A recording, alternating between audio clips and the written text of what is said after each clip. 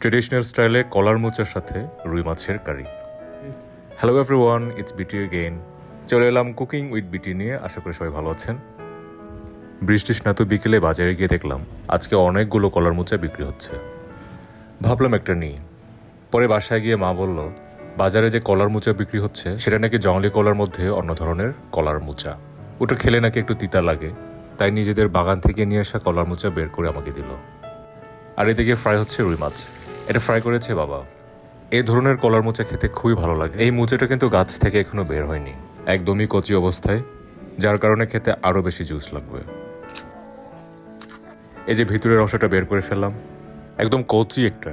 কলার মোচা কিন্তু বিভিন্ন ধরনের হয়ে থাকে। কলা বের হবার আগে গাছের ভিতরে যে মোচাটা থাকে ওটা বেশি ভালো খেতে। আর একটা হচ্ছে যেটা কলা বের হওয়ার পর মোচাটা পাওয়া যায় সেটা। আর এর ফাঁকে পাশের বাড়ির ডগিটাকে একটু আদর করলাম। ওর নাম হচ্ছে বার্ফি।